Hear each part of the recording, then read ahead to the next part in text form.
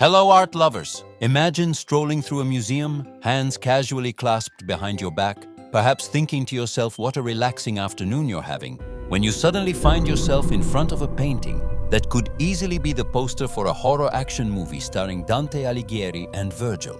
Oh, and with some infernal Greco-Roman wrestling thrown in.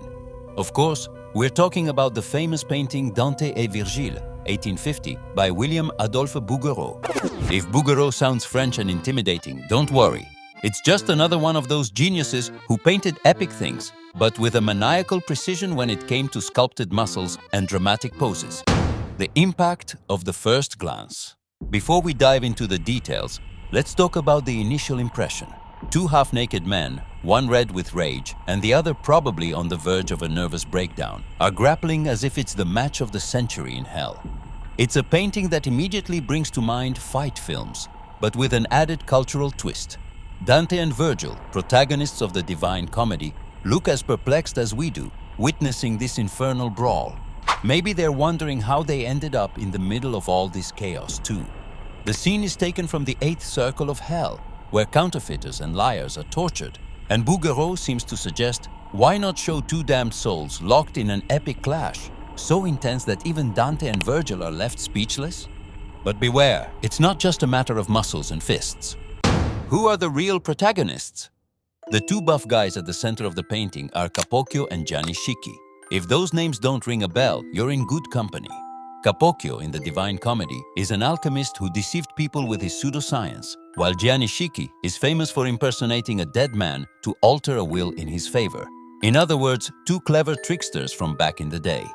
And in the painting, Bouguereau seems to ask us, what are these two up to? WrestleMania in hell? The answer is yes, they're beating each other senseless for eternity, in an infernal cycle that could easily be sponsored by some gym brand. Train your soul like you're in hell! Details not to overlook. Bouguereau is not exactly the kind of artist who does things halfway. If you look closely at the painting, you'll notice that every single muscle is defined, as if the artist had spent years studying human anatomy or attending French gyms very closely. There's an obsessive attention to detail, especially in the tensed bodies of the two damned souls. The way the muscles stretch and distort under strain almost makes us feel the fatigue and the simmering rage in this infernal scene. But you may wonder, what is Dante doing? Well, as we have already seen, you'll find him in the background, along with his trusty guide, Virgil. The two seem quite calm, maybe even a bit confused. Virgil has that classic, I'm not asking questions look, while Dante seems to be saying, with his frightened expression, where the hell have we ended up? An expression that perhaps mirrors the reaction of the average viewer in front of this bizarre scene. Mysteries and curiosities. And now, let's talk about the mysteries. Yes, because a painting like this can't just be about muscles and punches, right? For example, many critics have wondered, why did Bouguereau choose this particular episode from the Divine Comedy? There are so many exciting moments, but he decided to paint a fight between damned souls. Maybe he was tired of painting angels and serene religious scenes and wanted something more energetic. Moreover, some suggest that the painting represents a kind of moral struggle, a conflict between truth and lies, between what is right and what is false. Capocchio and Schicchi embody, in this sense, deceit and manipulation, while Dante and Virgil are silent witnesses to the battle. But there are also those who simply see an artist having fun painting muscles in tension. And really, who can blame him? Bouguereau's genius. One thing is certain, Bouguereau was a master of realism. Every detail of the painting screams, look how good I am at painting. But at the same time, there's something surreal about the scene.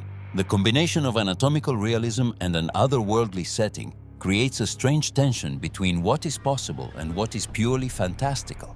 It's almost as if the two wrestlers were real, but the world around them was a fever dream of Dante's. But wait a minute. Just when you think you've taken in every detail, you suddenly spot him. A hulking, shadowy figure lurking in the background. That's right, a demon. And not just any demon, but one who looks like he's supervising the infernal brawl, like a bouncer at a very exclusive fight club. This creature stands there with a gaze that's a curious mix of boredom and mild approval, like he's seen a few too many of these infernal smackdowns. And don't let the horns and wings fool you. This guy is an expert in punishment. One flick of his talon and he'd break up the fight instantly. But he just watches, like he's above it all, maybe even enjoying the spectacle. Could this demon be Bouguereau's sly way of reminding us of hell's pecking order? A sort of demonic referee who knows he'll be there forever? Or maybe he's just bored out of his wits and secretly rooting for someone to land a solid punch. In any case, he's the silent, menacing cherry on top of this absurd, eerie masterpiece. Conclusion. So, what does this painting leave us with? Well, aside from the sense that Bouguereau had a thing for anatomy and drama, it also gives us a fascinating glimpse into 19th century visual culture. A time when painters had no qualms about depicting infernal violence in a nearly elegant way, with a keen eye for the most macabre and impressive details. In short, if Dante and Virgil were in a movie, this would be their suspenseful moment. And for us, modern-day viewers, this remains an enigmatic painting, full of strength and mystery. So next time you gaze upon this painting, take a moment of extra appreciation.